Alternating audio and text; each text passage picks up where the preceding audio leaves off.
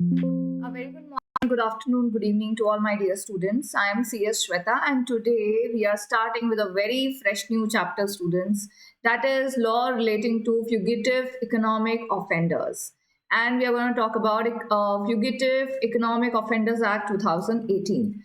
So today, this chapter is your chapter in ECIPL, Module 2 ECIPL, and this chapter is related to Part A of ECIPL, that is Economic Law, that is related to Economic Laws. उसमें ये बहुत important chapter है फ्यूगिटिव.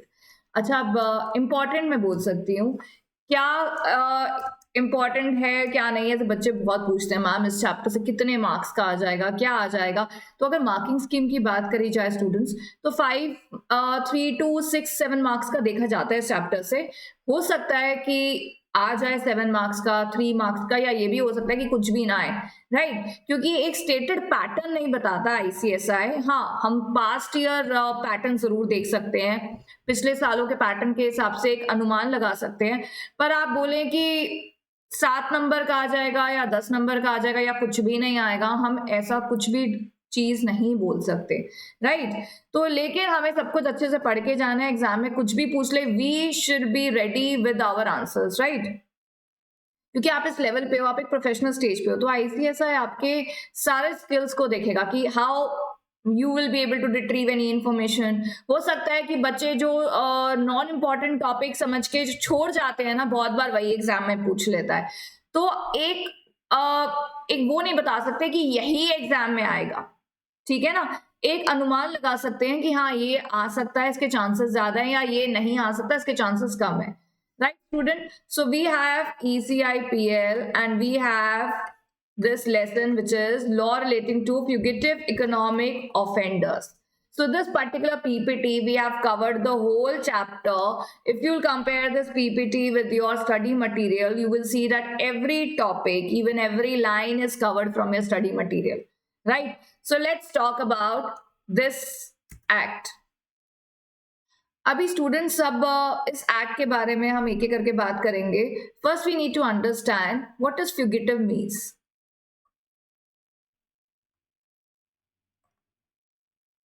फ्यूगिटिव economic offenders. अच्छा, अभी offenders से तो हमें समझ में आता है somebody who has offended law, right. Offender, somebody who has offended something, conflicted something, or non-complied any law, any provision. So offender. Economic, we understand something related to our economic system, economy of our country, economic system, provisions, laws, right. Something that is related to economy, money. Fugitive means अगर हम बात करें तो ऐसा एक particular English में अगर हम थोड़ा सा क्या बोलो, एक रिस्पेक्टेड लैंग्वेज में बोले फिर भी, तो फ्यूगिटिव का मतलब होता है कि एक इंसान जो एस्केप कर रहा है, अपनी लायबिलिटी से एस्केप कर रहा है, या अपने आप को प्रेजेंट करने से एस्केप कर रहा है. और अगर बिल्कुल ही हम हिंदी लैंग्वेज में बात करें तो जैसे भगोड़ा एक बहुत ही बढ़िया सिनोनिम होता है जो फ्यूगिटिव के साथ जुड़ता है. सो स्टूडेंट्स, नीरव मोदी जैसे नाम और ऐसे बड़े बड़े नाम जो जुड़े हुए हैं, मतलब इस भगोड़ा शब्द से, हमारे देश से, जब भी ये नाम आपके सामने आते हैं तो आपको यही शब्द याद आता है कि somebody who has ran away from his liability, है ना. जो इंसान कुछ ऑफेंड करके भाग गया है, राइट. अभी देखो, अभी कोई इंसान है, अभी कानून बनता है हमारे देश में, अगर कोई इंसान कानून को फेस ना करने के रीजन से भाग जाए देश से ही, तो इससे क्या कंक्लूड होता है बताओ. भाग गया वो इंसान, अब हम उसको पकड़ नहीं सकते. तो आपको नहीं लगता कि it's a kind of it will show that law has lost the chance, या किसी का जो ट्रस्ट है लॉ पे, देश पे, कि हाँ भैया ये कानून बना है तो everything is in hands, and ये कानून है तो हमारे देश में ये कानून चलेगा.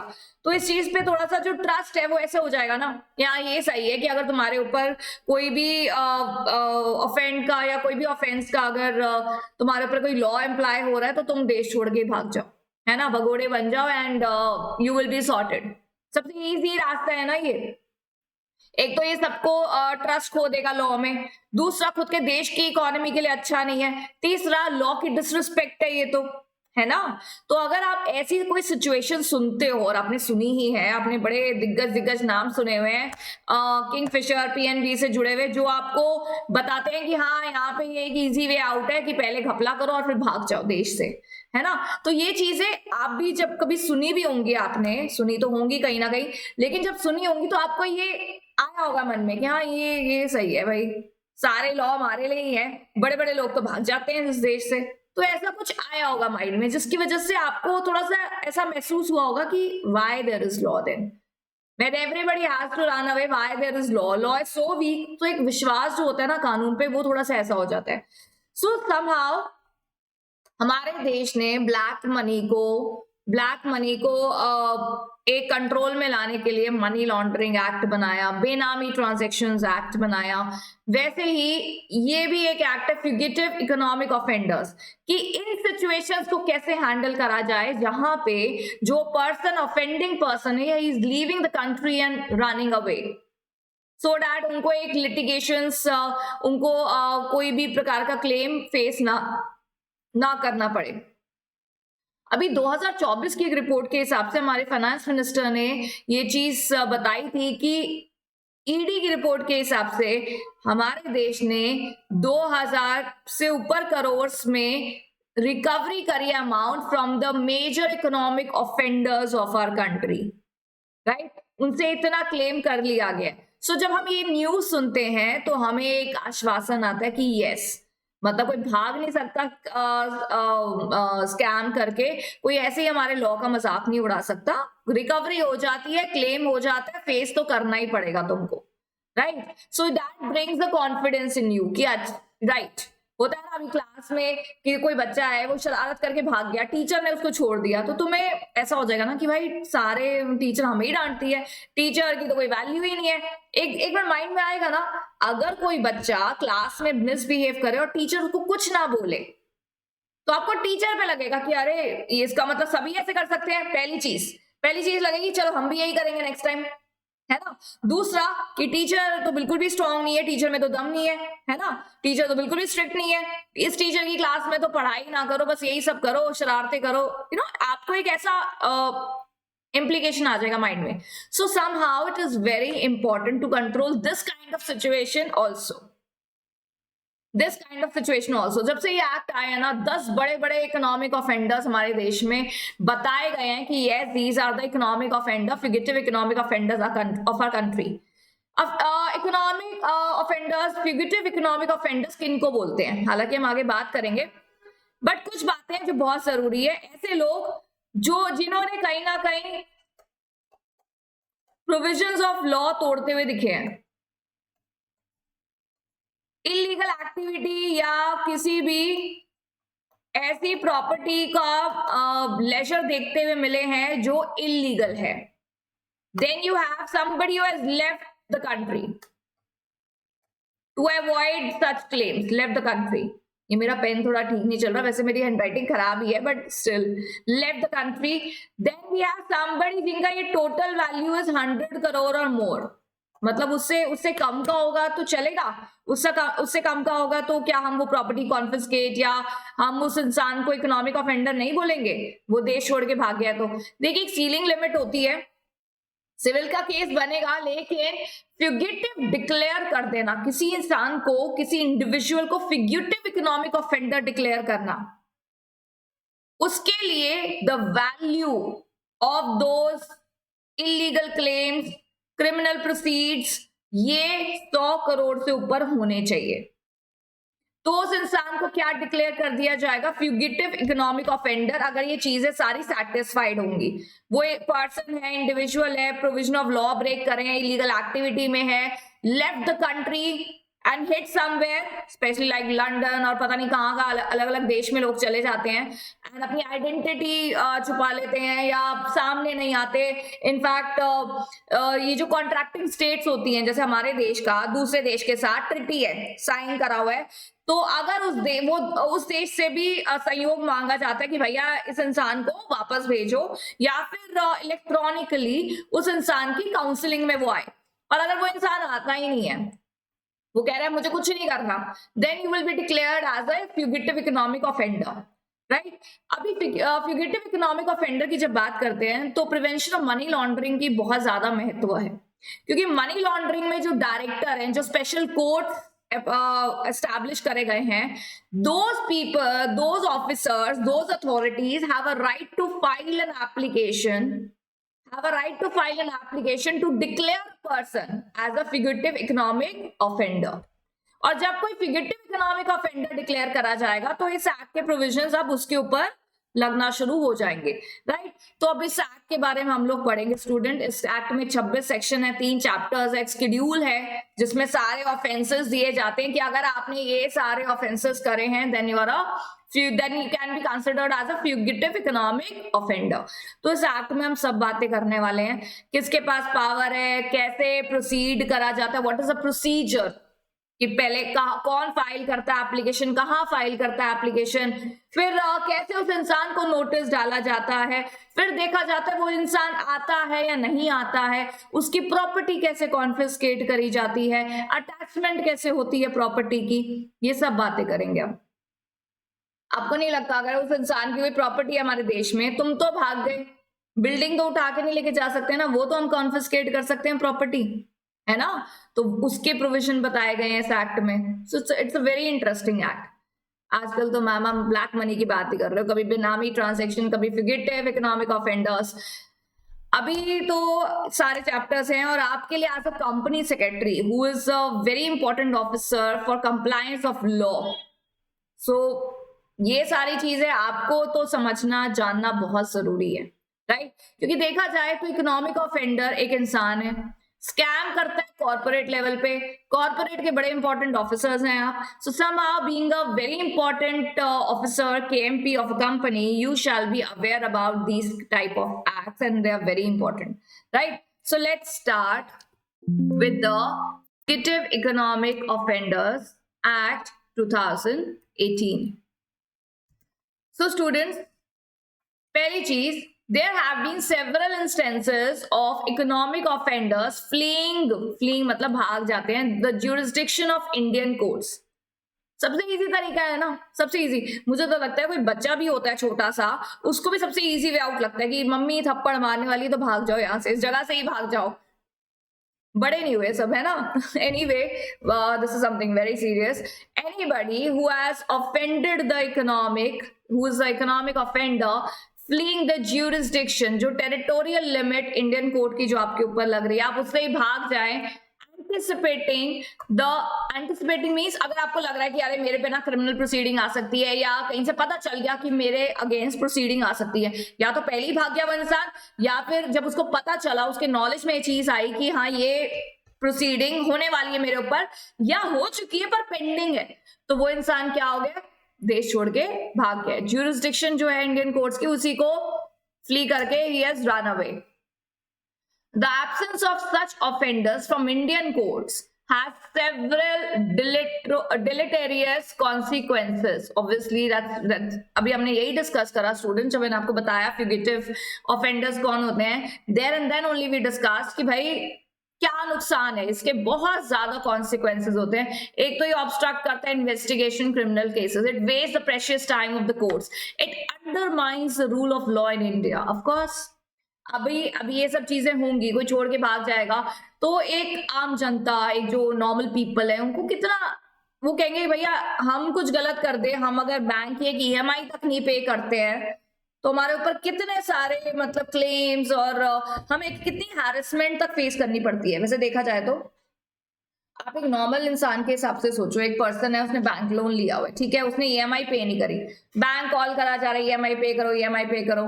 उसके बाद बैंक उनके जो भी प्रॉपर्टी होती है वहां पे नीलामी का नोटिस डाल देते हैं, बहुत चीजें करते हैं, you know, that is those things. अगर कोई इंसान के पास पैसा नहीं है बैंक लोन रीपे करने के लिए तो वो इंसान तो बड़ा हैरेस हो जाता है एक तरीके, एक वो सिचुएशन आती है। ऐसा नहीं है कि किसी के ऊपर प्रोसीडिंग नहीं करनी, पर कभी कभी प्रोसीडिंग जो होती है वो एक इंसान को कहीं ना कहीं मेंटली डिस्टर्ब करती है ना, हालांकि वो इंसान गलत है, उसने टाइम पे EMI पे नहीं करी, क्या रीजन है उसके पीछे वो बात की कहानी है, बट ये बात गलत है, but at the same time face करना पड़ता है। पर यहाँ देखो बैंक लोन्स, चेक, डिसऑनर, और फ्लाइट पकड़ी आउट ऑफ इंडिया, यॉट पे बैठे हैं, एंजॉय कर रहे हैं लाइफ को, live life like king size, queen size. We have some queens also in this list. So somehow that's a very offending thing, right? कि कोई इंसान देश छोड़ के भाग गया, कोर्ट का टाइम खराब, इन्वेस्टिगेशन प्रोसीडिंग का मतलब तुमने मजाक बना दिया, लॉ पे लोगों का विश्वास उड़ गया. तो somehow these things are really affecting the economy and the law of our country. Further, most such cases of economic offenses involve non-payment of, I told you, non-repayment of bank loan, worsening the financial health of the banking sector. अभी मैं अगर आपको बोल रही हूँ कि criminal proceeds का total value 100 crore से ऊपर है, तो आप सोचो बैंक लोन्स लिए होंगे बड़े बड़े कॉर्पोरेट्स ने, तो वो बैंक लोन्स कोई 10, 12, 20, 50 लाख के तो नहीं है, बड़े बड़े अमाउंट्स के होते हैं. सो somehow ये चीजें डिस्टर्ब कर देती हैं. कोई किसी कंपनी में कोई स्कैम पता चलता है ना, और वो स्कैम जो है वो उस स्टॉक मार्केट तक को इफेक्ट कर देता है, स्टॉक मार्केट से कंट्री की इकोनॉमी तक को इफेक्ट कर देता है. सो आप ये बड़े बड़े लोन्स की रीपेमेंट नहीं करते हो, आप कहीं ना कहीं एक फाइनेंशियल हेल्थ को कंट्री के खराब कर रहे हो. लॉ तो जो विश्वास उठ रहा है वो तो है ही, बाकी और कितनी सारी मॉनेटरी नुकसान भी तो है ना. The existing civil and criminal provision in law are inadequate to deal with severity of this problem. तो अभी जो वैसे देखिए हमारे देश में लॉ है, सिविल का केस करो, क्रिमिनल का करो, बेनामी transaction, MLA, PMLA, prevention of money laundering. But this act was very important I feel, क्योंकि ऐसा काफी सालों से देखा जा रहा है कि fleeing from your country is the only way you are finding out to avoid any kind of penalty or claim. तो ये बहुत गलत है, and that's a very big act, very good initiative.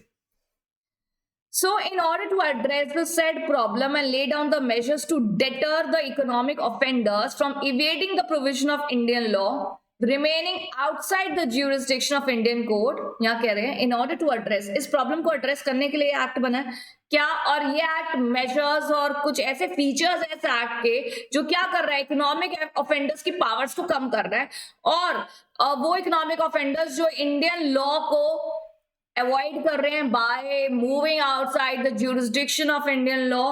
Thereby the parliament enacted a legislation, namely the Fugitive Economic Offender Bill 2018, which was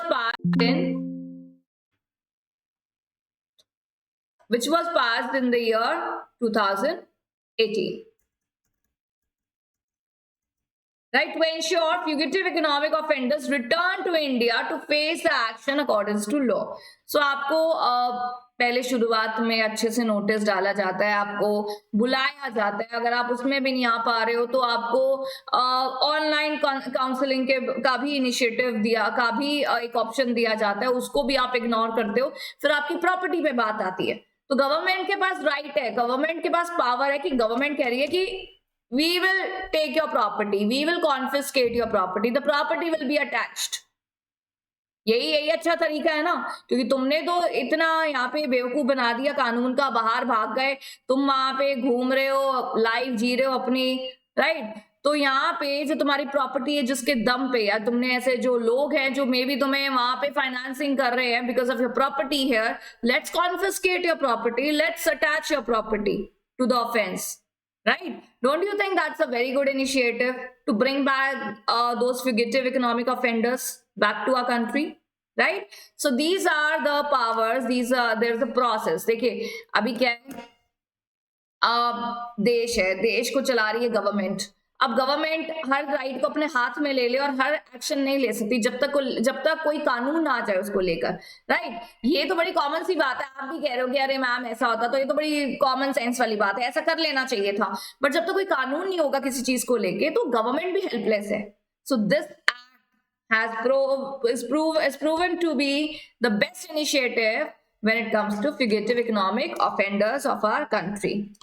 अच्छा, अब इस act के बारे में सुन रहे हो, तुमको भी लग रहा है कि हाँ भाई अच्छा इनिशिएटिव है, being the citizen of our country है, that's a very relaxing thing which even we have in our heads कि okay, somebody who is doing wrong will be brought back to our country in case if they flee. if they are fleeing out, contravening the Indian laws, right? Fugitive Economic Offenders Act 2018 provides for measures to deter. अच्छा देखिए, कभी intro लिखना पड़ता है तो intro के लिए आपको ये 2-4 शब्द ध्यान रखने चाहिए कि अगर आप किसी वैसे अगर आपसे डायरेक्ट क्वेश्चन पूछा जाए कि फीचर्स बताइए, ऐसा आएगा नहीं, बड़ा इजी टॉपिक है ये, थोड़ी ना एग्जाम में पूछेगा, लेकिन हमें पढ़ाना है क्योंकि अब बेस तो हमें तो शुरू से चीज पढ़नी है ना। जो क्वेश्चन इस चैप्टर से आ सकता है वो प्रोसेस आ सकता है कि क्या प्रोसेस है फ्यूगिटिव इकोनॉमिक ऑफेंडर को नोटिस देने का, या क्या प्रोसेस है to declare individual as fugitive economic offender. तो वो प्रोसेस बहुत जरूरी है चैप्टर में। Somehow, in case if you have to write a introduction, Fugitive Economic Offender Act provides for measures which deter fugitive economic offenders from evading the process of law in India by staying. How they are evading the process of Indian law? कैसे खराब कर रहे हैं ये Indian law के process को? By staying outside. देश को ही छोड़ के चले जाओ. The jurisdiction of Indian courts to preserve the sanctity of the rule of law in India. To preserve the sanctity of the rule of law in India. मतलब अब तो जो लॉ है वो देश में पड़ा है, हम तो देश से ही निकल गए, और ये सबसे बढ़िया चीज है हमारे देश में ज्यूरिसडिक्शन और ये सब चीजें बहुत मायने रखती हैं, तो हमें हर देश में मायने रखती हैं, तो हमारे देश की तो ज्यूरिसडिक्शन को ही हम क्रॉस करके निकल गए, है ना।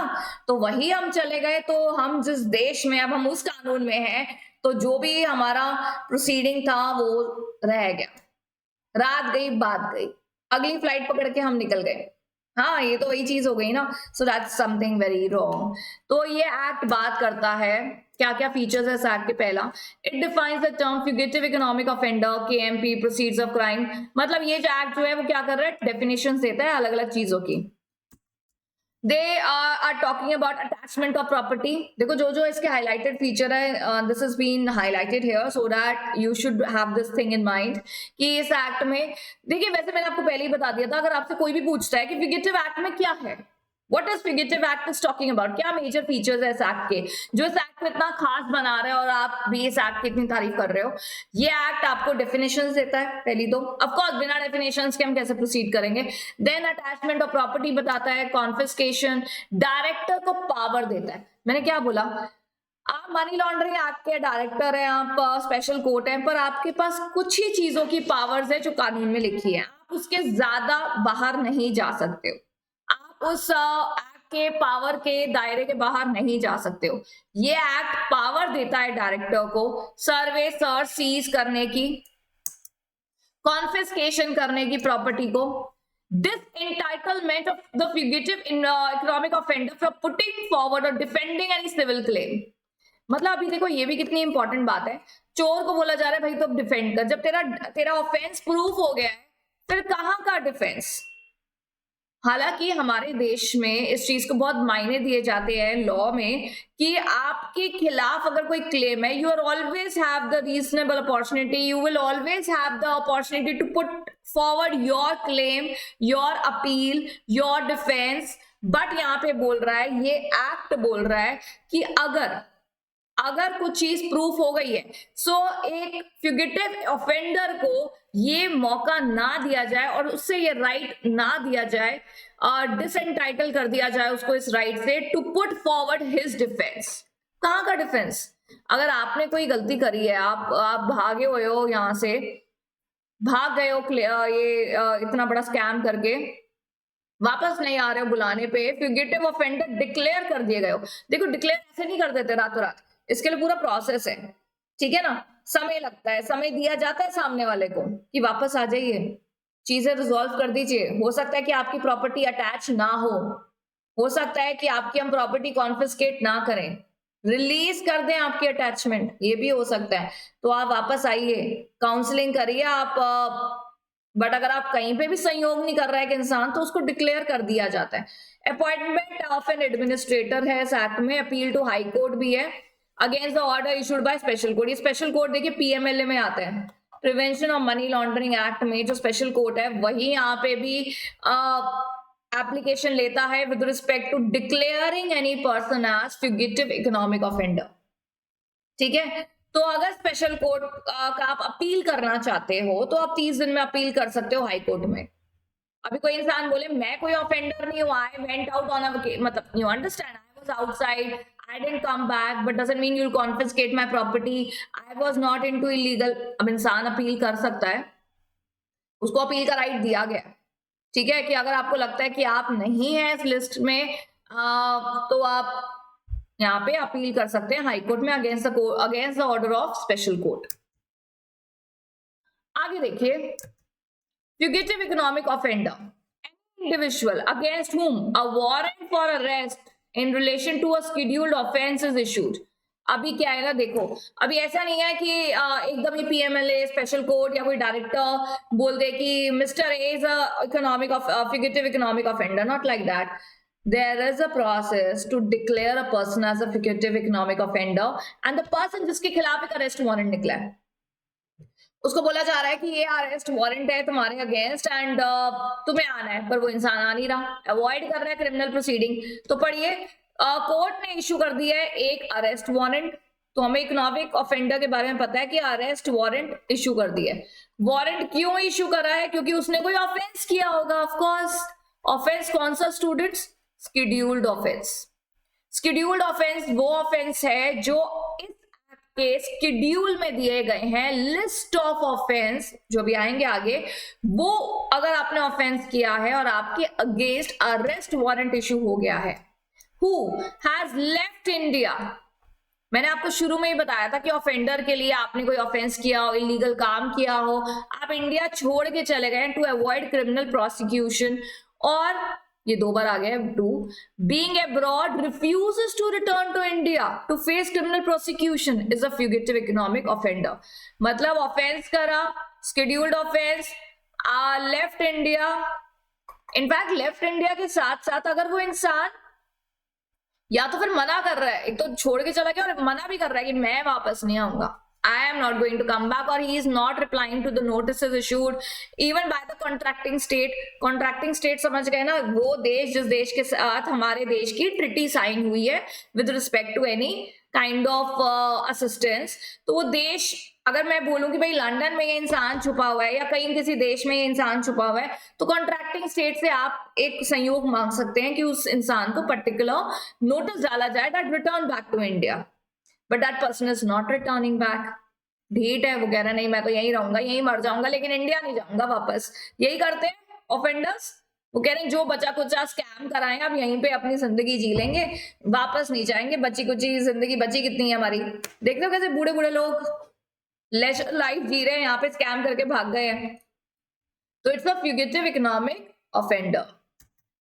It may be noted that schedule offense means the offense which has been listed, specified in the schedule appended to your Fugitive Economic Offenders Act, if the total value involved in the offense is 100 CR or more। ये मैंने आपको बताया था अभी कि अगर आपके offence की वैल्यू 100 करोड़ से ऊपर जाती है, कलेक्टिव ऐसे कलेक्ट करके ऐड करके वैल्यू 100 करोड़ से ऊपर जाती है, तो आप इकोनॉमिक ऑफेंडर डिक्लेयर कर दिए जाएंगे उस ऑफेंस की वैल्यू। Following offences are scheduled offence. Offence under Indian Penal Code, offence under section 138 fraud वाला है, negotiable instrument act, section 58B of RBI act, section 9 of central excise, 135 of custom, section 3 of Benami property transaction act. Section 3 में याद है आपको बेनामी property का आता है कि आपने प्रोसीड्स देकर किसी और के नाम पे प्रॉपर्टी ले ली। 7 और 10 of corruption act, 12 and 24 of SEBI Act, Section 330 subsection 2 of LLP Act, then your Section 34, 35 of FCRA Act, foreign contribution, then Section 42 subsection 4, 74, 76A, 206 subsection 4, 213 clause B, 447 fraud वाला बड़ा important section है, 452 of Companies Act, then your black money undisclosed foreign income assets and imposition of tax Act 2015 का Section 51, 69 of IBC, very important, Section 132 subsection 5 of CGST 2017। तो अगर in act के particular mention sections में अगर आपने कोई भी ऑफेंस करा है, it is a scheduled offence. अभी मैम हमें पूरी लिस्ट याद करनी है. I would not recommend to learn the whole list, but kindly go through it so that in case of mentioning any scheduled offenses, you will be able to mention some of the name of the acts, right? Along with sections if you remember. If you don't even remember, that's okay. मैंने ऐसा question देखा नहीं है. Then we have procedure for declaration of fugitive economic offender. ये तो बहुत ज्यादा जरूरी है, बहुत ही इंपॉर्टेंट है और बहुत ही ज्यादा जरूरी है. अब हम इसको एक एक करके पढ़ेंगे. बहुत सारे स्टेप्स हैं इसमें. प्लीज स्टूडेंट्स इसको बहुत अच्छे से पढ़ना है और बहुत आराम से एक एक स्टेप पढ़ना है हमें और याद रखना है. देखिए आज हम ये बड़ा इंपॉर्टेंट टॉपिक कर रहे हैं फ्यूगिटिव का. फ्यूगिटिव एक्ट के बारे में हमने बात करी. अब आप आज के आज अगर इसको रिवाइज कर लोगे तो कितना बढ़िया हो जाएगा. मतलब क्लास करने के बाद, रिकॉर्डिंग देखने के बाद, वीडियो देखने के बाद अगर आप इसको हाथों हाथ लिख लें, रिवाइज कर लें, तो आपको बहुत अच्छे से समझ में आ जाएगा. प्लीज ये आप प्रैक्टिस एक बार समझिए. आप ये बिल्कुल मत सोचिए कि आप एक वीडियो देख लेंगे और आपको बिल्कुल याद हो जाएगी हर चीज. एकदम होता है ना, स्वेयर बाय करके मुझे सब कुछ याद हो जाएगा, तो ऐसा बिल्कुल भी नहीं है. आप ये जो पढ़ रहे हैं ये बहुत इंपॉर्टेंट है एग्जाम पॉइंट ऑफ व्यू से. और दूसरी बात कि अगर आप इसको लिख के कर लेंगे एक जगह पर तो आपको बहुत फायदा मिलेगा. राइटिंग प्रैक्टिस भी हो जाएगी साथ साथ. उसके बाद लिखने के बाद अगले दिन एक बार फिर रिवाइज कर लेना. अब ये 2-3 बार इसको रिवाइज कर लोगे, लिख लोगे, तो फिर आई एम श्योर फ्यूगिटिव नाम कोई तुमको बोलेगा ना, तुम्हें मोटी मोटी सारी बातें याद आ जाएंगी. ठीक है. सो प्लीज पहला step, the director appointed for the purpose of prevention of money laundering act 2002. तो पीएमएलए एक्ट के अंडर एक डायरेक्टर अपॉइंट करे जाते हैं, राइट, मनी लॉन्ड्रिंग एक्टिविटीज के लिए, not below the rank of deputy director authorised by the director. मतलब कोई डायरेक्टर ने अपने अंडर एक officer who's a deputy director उसको अलाउ करा है. ठीक है.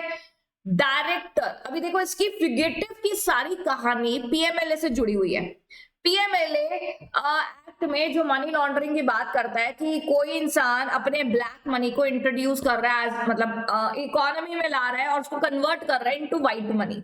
ठीक है. अभी if there is any individual, कोई ऐसा इंसान है जिसको ऑलरेडी केस चल रहा है पीएमएलए में, कोई ना कोई ऐसी प्रॉपर्टी, बेनामी प्रॉपर्टी पीएमएलए में केस चल रहा है, मतलब पहली एक रेड फ्लैग पर्सन है वो, है ना. आजकल बहुत बोलते हैं रेड फ्लैग, ग्रीन फ्लैग, तो रेड फ्लैग पर्सन है ये ऑलरेडी. और पीएमएलए के डायरेक्टर को has a reason to believe, उनको ऐसा लग रहा है that this person has in possession. अभी देखो यहाँ पे देखो, this person has a reason to believe, और ब्रैकेट में लिख रहा है the reason for such believe to be recorded in writing. क्योंकि देखो आप किसी को भगोड़ा डिक्लेयर कर दो, फ्यूगिटिव डिक्लेयर कर दो, it's a very big thing. तो आप एक फ्यूगिटिव के लिए, मतलब अगर आप इस एक्ट में आपके ऊपर कोई आ गया है एक टाइटल, तो वो बहुत ही बड़ा, क्या बोलो, मतलब इससे बड़ी जिल्लत की बात क्या होगी किसी इंसान के लिए. तो अभी if a director is filing, अभी देखो प्रूव भी नहीं हुआ, मैं कह रही हूँ अभी प्रूव नहीं हुआ कि फ्यूगिटिव ऑफेंडर है या that person is actually a fugitive economic offender, ऐसा प्रूफ नहीं हुआ. सिर्फ पहले स्टेप पे मैं आपको बोल रही हूँ, पहले स्टेप पे भी if a director of PMLA would file a application against an individual, तो समझ लो वहीं से ही उसकी क्या इमेज का क्या हाल हो जाएगा. So if the person, the director and the PMLA has a reason to believe, and that reason has to be recorded in writing, that what are the reason, like why you want to get into calling a person as a fugitive, या उसको आपको ये act पे आना है क्यों, what reason has to be recorded in writing on the basis of material in his possession. मतलब कुछ ऐसे सबूत, कुछ चीजें डायरेक्टर के पास है, पीएमएलए के डायरेक्टर के पास है, जो उनको एक बिलीव दे रही है कि फ्यूगिटिव का केस भी बनता है. That any individual is a fugitive economic offender, he may file, अच्छा मे, अगेन मे है ना, मस्ट तो नहीं है, मे, ही मे मतलब वो चाहे तो, अभी चाहे तो अभी पहले ही बोल दिया कि अगर आपको ऐसा लग रहा है तो प्लीज उसको एक राइटिंग में रिड्यूस करिए अपने रीजंस को, and then you need to file a application in such form and prescribe manner in the special court that such individual may be declared as a fugitive economic offender. Ma'am पहले point में कहानी खत्म हो गई है, not really, don't worry, अभी notice issue होंगे, सब चीजें होंगी, लेकिन ये डायरेक्टर एप्लीकेशन फाइल कर रहे हैं। चलो यहाँ पे बनाते हैं,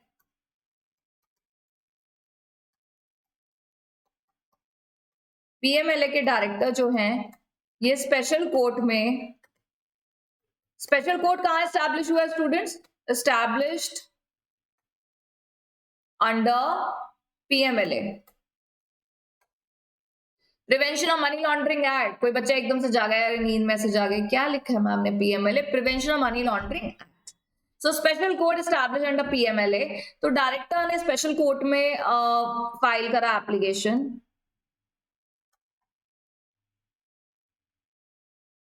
file an application. Application shall be in prescribed manner.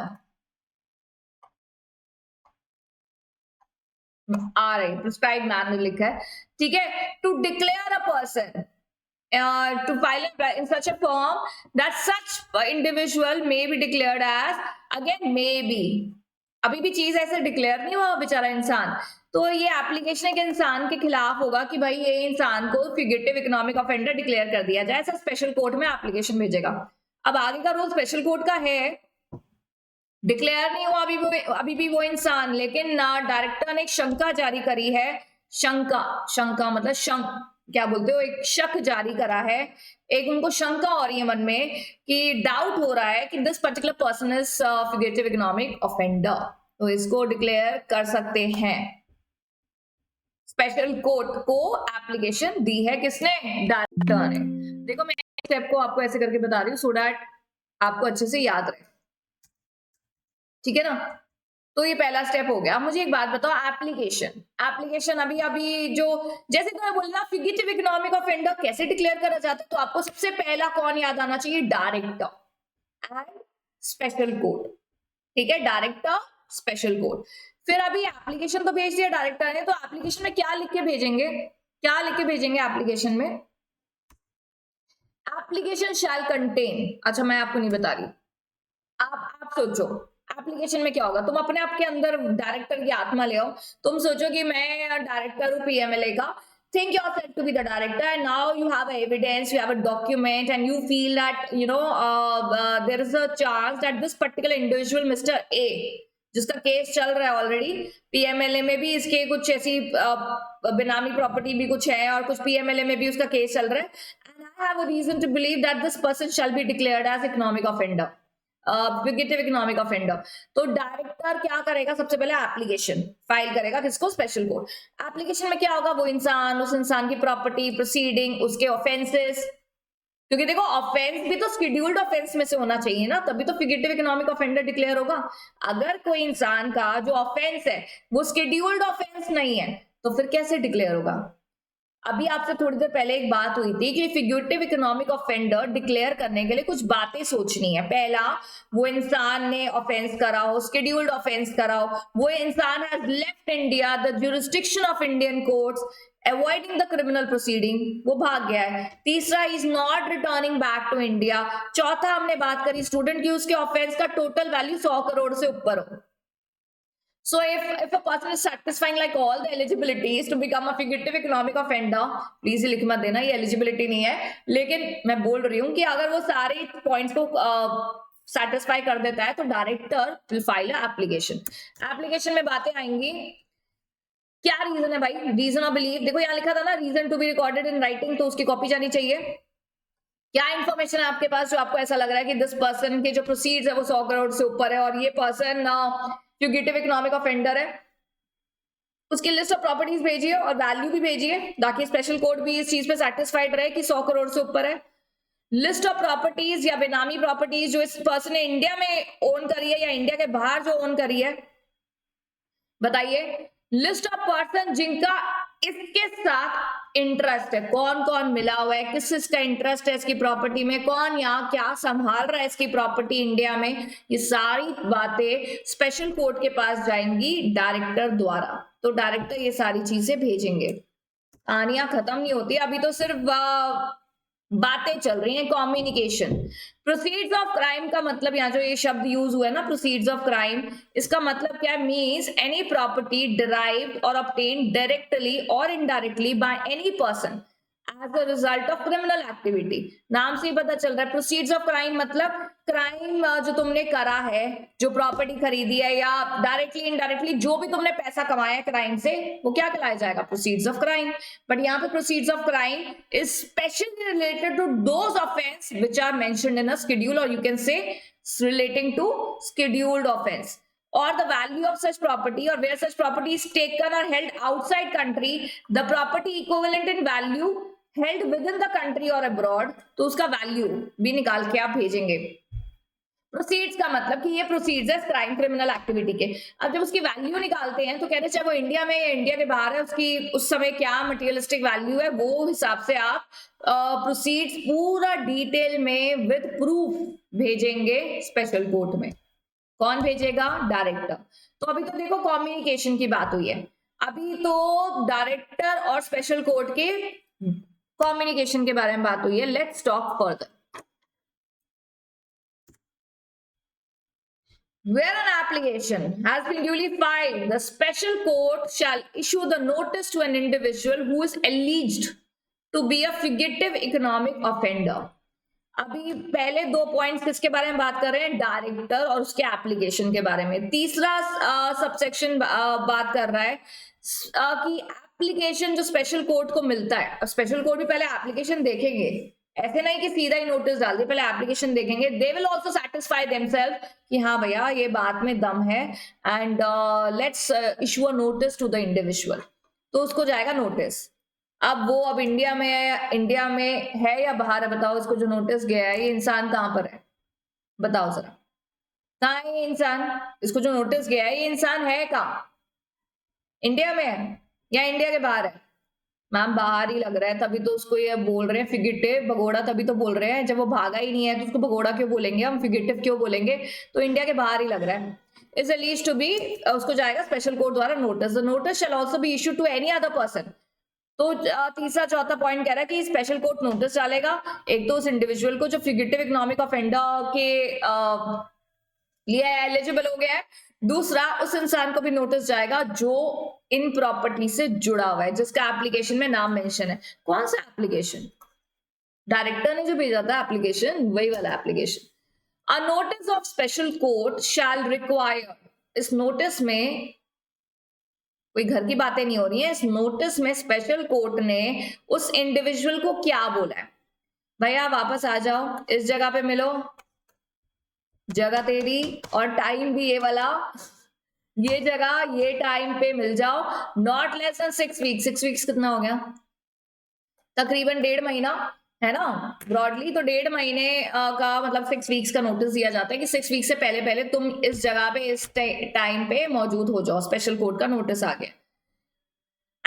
State that failure to appear on the specified place and time shall result in a declaration of the individual as a fugitive economic offender and confiscation of the property. तो special court ये भी एक लिख देगा नीचे कि भाई ऐसा है कि अगर तुम इस टाइम पे डेट पे इस 6 हफ्ते से पहले पहले नहीं आ गए तो तुम्हें डिक्लेयर कर दिया जाएगा फ्यूगिटिव इकोनॉमिक ऑफेंडर। तो हम तुम्हें जरा कॉन्सिक्वेंस बता दें ना आने का, हल्के में मत लेना हमारे नोटिस को, ठीक है? तो तीसरा चौथा पॉइंट कह रहा है, तीसरा पॉइंट कह रहा है नोटिस डाल दिया स्पेशल कोर्ट ने, उनको भी डाल दिया जो इनमें और लोग इन्वॉल्व थे। तीसरा कह रहा है कि जो नोटिस है that is also mentioning the consequence that if you will not come before 6 weeks are lapsed you have to be, your property shall be confiscated and you shall be declared as a fugitive economic offender. A notice shall also be forwarded to such authority as a central government may notify for effecting service in a contracting party. contracting state. Contracting state का मतलब मैंने तुमको बताया ना क्या होता है, वो जगह वो देश जहां पे ये भगोड़ा इंसान छुपा हुआ है, उनको भी ये एप्लीकेशन नोटिस जाता है कि भाई तुम्हारे देश में हमारा एक ऑफेंडर है जो छुपा हुआ है, उसको ये नोटिस हमने डाला है कि वो हमारे देश वापस आए। The authority shall make efforts to serve the notice within a period of 2 weeks in the prescribe manner. तो हमारे देश में जो जो अथॉरिटीज है, कोई एम्बेसी है या कोई भी प्रकार की अथॉरिटी है जो कम्युनिकेशन करती है दूसरे देश के साथ, वो अथॉरिटी भी स्पेशल कोर्ट का ये नोटिस पहुंचवाएगी कहां पर, उस कॉन्ट्रैक्टिंग स्टेट में। कॉन्ट्रैक्टिंग स्टेट क्या है, वो जगह जहां पे हमारे देश का ट्रीटी साइन हुआ है। So the authority will make all the efforts कि 2 हफ्ते के अंदर अंदर ये नोटिस उस देश में भी, उस देश के पर्टिकुलर अथॉरिटी के पास भी चला जाए कि वहां पे एक ऐसा भगोड़ा है जो छुपा हुआ है। Contracting state means any country or place outside India in respect of which arrangements have been made by the central government of a country with the government of that country through a treaty or otherwise। ठीक है, ये मैंने आपको मतलब बता दिया था। आगे देखते हैं, तो चलो एक जल्दी से रिवाइज कर लेते हैं, 6 पॉइंट तक रिवाइज कर लेते हैं। पहला पॉइंट कह रहा था कि director is going to file an application to special court if he has a reason to believe and that particular reason has to be recorded in writing। ठीक है, देखो अपने आप को भी रिवाइज कर दो ना, थोड़ा इंग्लिश में रिवाइज कर लो प्लीज, क्योंकि देखिए वैसे तो ये बहुत ही सच बात है कि हमें अपनी एक कंफर्टेबल लैंग्वेज में ये चीज समझ में आती है। और देखो मैं भी हिंदी इंग्लिश दोनों यूज करती हूँ आपके साथ, पर कोशिश करिए थोड़ा जब आप रिवाइज कर रहे हैं ना, प्लीज रिवाइज इन इंग्लिश। इससे क्या होगा, you will revise in English, you will say a particular section in English, then होगा क्या, and you will be doing it in writing also, you will be writing also in English। तो क्या होगा exam time पे ना, you will be getting the benefit of all this। Now what happen is, बच्चे को पता है हिंदी में डायरेक्टर ने नोटिस डाला, पर ऐसा तो नहीं लिखेगा डायरेक्टर ने नोटिस डाला स्पेशल कोर्ट को, ऐसा तो नहीं हो सकता ना। सो you should be revising in English। Application में क्या क्या होना चाहिए वी डिस्कस्ड। थर्ड पॉइंट कह रहा है कि स्पेशल कोर्ट को बोला जा रहा है कि अब तुम ये फर्दर नोटिस डाल दो इंडिविजुअल को। फोर्थ पॉइंट कह रहा है कि नोटिस डाल दो any person who is involve with this. Then fifth point में हम बात कर रहे हैं कि उनको बोल दिया जाता है कि 6 हफ्ते के अंदर अंदर तुम्हें इस जगह पे इस टाइम पे आना है। एंड देन अगर आप नहीं आए तो आपके ऊपर ये आपको डिक्लेयर कर दिया जाएगा और आपकी जितनी प्रॉपर्टी इंडिया में है कॉन्फिस्केट कर दी जाएगी। और यही नोटिस स्पेशल कोर्ट द्वारा, स्पेशल कोर्ट नहीं दे रहा कॉन्ट्रैक्टिंग स्टेट को ये नोटिस, स्पेशल कोर्ट ये नोटिस फॉरवर्ड कर रहा है अथॉरिटी को हमारे देश में जो सक्षम है उस देश से कम्युनिकेट करने के लिए। ठीक है, authority will make the effort to serve the notice.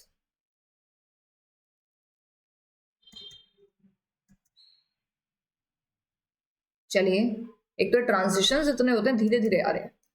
A notice may also be served to an individual alleged मतलब अभी घोषित नहीं हुआ, अभी उस पर एलिगेशन लगा है कि तुम फिगरेटिव इकोनॉमिक ऑफेंडर हो, तो इसको इलेक्ट्रॉनिक मींस द्वारा नोटिस जाएगा। ईमेल एड्रेस जो भी उसने कभी इनकम टैक्स एक्ट में भरा है, ईमेल एड्रेस जो भी उसके एनरोलमेंट में है आधार कार्ड के, electronic account as may be prescribe belonging to the individual which is accessed by him over the internet subject to the satisfaction of the special court that such account has been recently accessed by the individual and constitutes a reasonable method for communication। तो अगर special court को पहले अपने को satisfy भी करना पड़ेगा that this particular email ID, email address the person has used recently to access। Ma'am हमें कैसे पता चलेगा, जैसे आपके 2 ईमेल आईडी हैं तो हमें कैसे पता चलेगा कि आप कौन सा ईमेल आईडी अभी आपने एक्सेस किया था।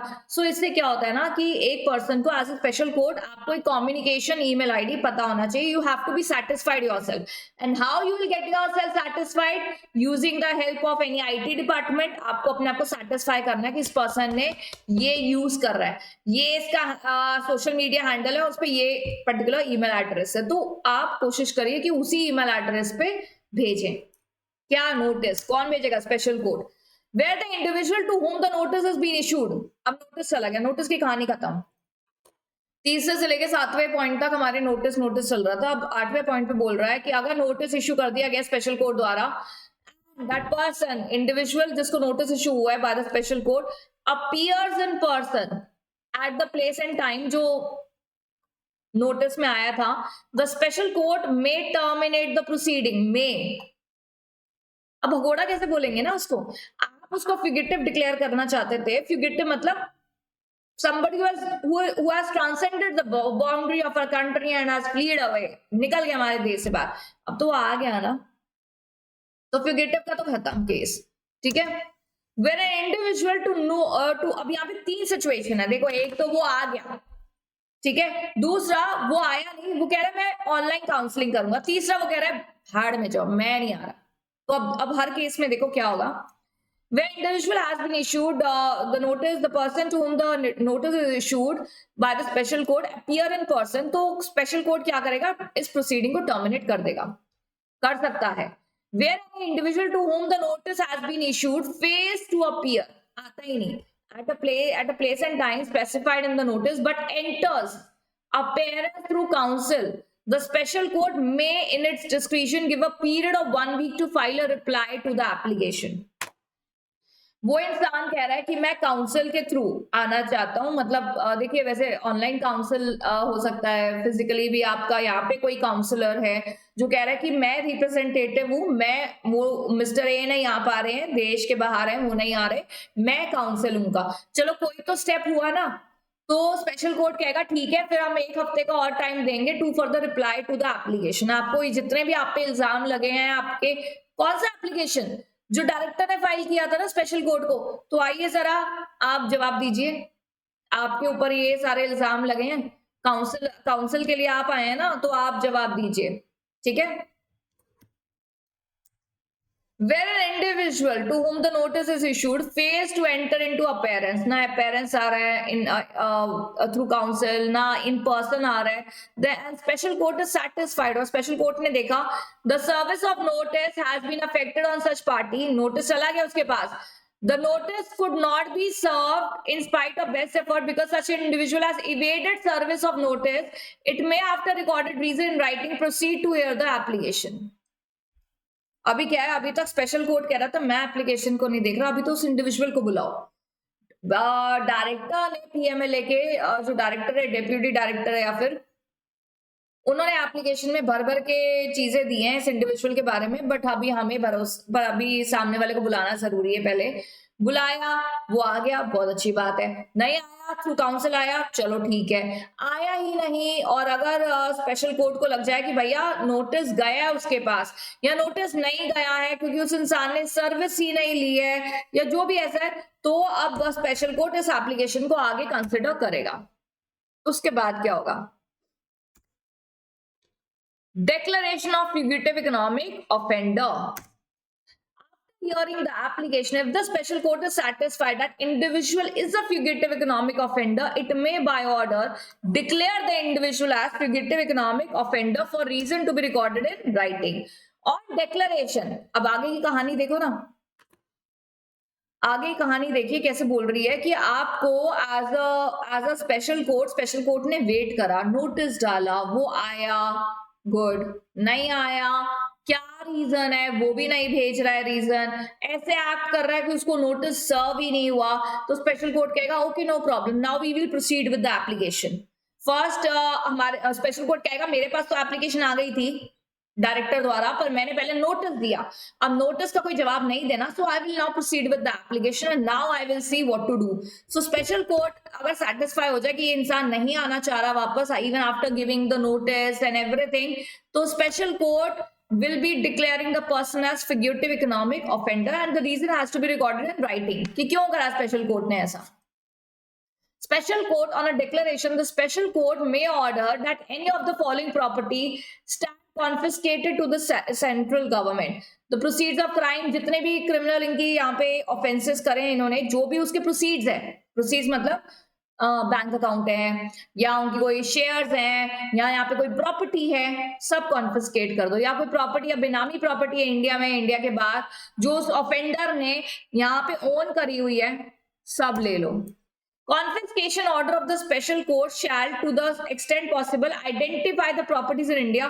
Confiscate का declaration तो हो गया, पर उसके लिए करना क्या पड़ेगा, सारी चीजें देखनी पड़ेंगी, कौन सी प्रॉपर्टी है, कहाँ पर है, इंडिया में भी कौन से शहर में है, टैंजिबल है, इंटैंजिबल है, ये सारी प्रॉपर्टी की लिस्ट बनेगी, उसके वैल्यू देखे जाएंगे और कॉन्फिस्केट करा जाएगा। The confiscation by special court shall separately list any other property which is owned by fugitive economic offender in India and which is to be confiscated। तो special court हर एक property को separately देखेंगे जो इस इंसान ने ओन करी है। where the special court has made an order for confiscation of any property and such property is in a contracting state. मतलब कुछ प्रॉपर्टी ऐसी भी है जो इंडिया में भी है, इंडिया के बाहर भी है, और इंडिया के बाहर जहां वो प्रॉपर्टी है वो इंडिया की कॉन्ट्रैक्टिंग स्टेट है. कॉन्ट्रैक्टिंग स्टेट समझ गए ना, वो स्टेट जिसका इंडिया के साथ कॉन्ट्रैक्ट हुआ है. तो स्पेशल कोर्ट उनको भी लेटर ऑफ रिक्वेस्ट भेजेगा कि भाई आप भी हमें अपने कॉन्फिस्केशन के प्रोसेस को एग्जीक्यूट करने के लिए असिस्टेंस प्रोवाइड करिए. ठीक है. Letter of request to be transmitted to a contracting state shall be transmitted in a manner as may be prescribed by central government. Special court, while making the confiscation order, exempt the confiscation of any property.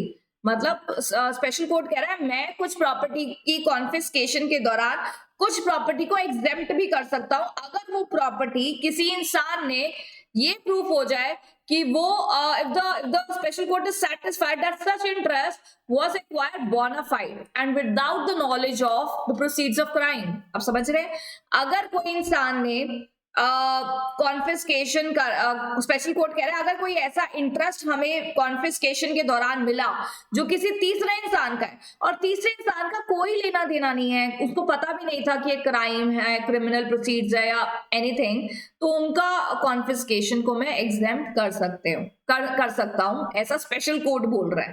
ठीक है. Then we have transitions. देखो जरा, all the rights and titles in confiscated property किसके पास रहेंगे? Central government. ऐसी same चीज हमने बेनामी में भी पढ़ी थी, right? Where on the conclusion of the proceeding the special court finds that the individual is not a fugitive offender. कह रहे कॉन्फिस्केशन के दौरान अगर ऐसा पता चले कि वो इंसान फिगेटिव नहीं है, स्पेशल कोर्ट रिलीज भी कर सकता है प्रॉपर्टी को. ठीक है. When order releasing the property is made by special court, तो हो सकता है जो डायरेक्टर है या कोई और ऑफिसर है वो इस रिलीज को विदहोल्ड करे of such property or record a period of 90 days from the date of receipt of such order if he is of the opinion that such property is relevant for the appeal proceeding under the act. तो अगर यहाँ पे director को लगे कि नहीं नहीं ये प्रॉपर्टी को रिलीज नहीं करना चाहिए या इसको अभी और अपील के लिए यूज हो सकती है, तो 90 दिन के लिए इसकी विदहोल्ड भी कर सकते हैं रिलीज को. Then we have power to disallow civil claims. तो सिविल क्लेम्स को डिसअलाउ कर दिया जाता है. किसके सिविल क्लेम्स को डिसअलाउ कर दिया जाता है? डिसअलाउ किया जाता है मैम इस इंसान को, मैं कह रही थी बेनामीदार को, सॉरी बेनामी एक्ट साथ में चल रहा है मेरे, बट डिसअलाउ कर दिया जाता है आपके, क्योंकि वहां पे भी डिसअलाउ करा जाता है बेनामी एक्ट में भी, यहाँ पे भी डिसअलाउ करा जा रहा है. इस फिगेटिव इकोनॉमिक ऑफेंडर को बोला जा रहा है कि तुम कोई क्लेम यहाँ पे फाइल नहीं कर सकते हो. Notwithstanding anything contained in any other law for the timing in force on a declaration of an individual as a fugitive economic offender, तुम डिक्लेयर हो गए हो. एनी कोर्ट या ट्राइब्यूनल इंडिया, कोई भी हमारे देश का कोर्ट या ट्राइब्यूनल आपको डिसअलाउ कर देगा. क्यों? क्योंकि देखिए एक पीएमएलए मनी लॉन्ड्रिंग का केस, मतलब मनी लॉन्ड्रिंग का केस मान लीजिए कोई छोटा मोटा केस नहीं, बहुत बड़ा केस है, उसमें भी पीएमएलए के डायरेक्टर ने एप्लीकेशन फाइल करी, उसके बाद भी पीएमएलए के स्पेशल कोर्ट जो है उसने तुम्हें नोटिस डाला और स्पेशल कोर्ट ने तुम्हें डिक्लेयर कर दिया फिगेटिव इंसान. ठीक है, मतलब भगोड़ा डिक्लेयर कर दिया.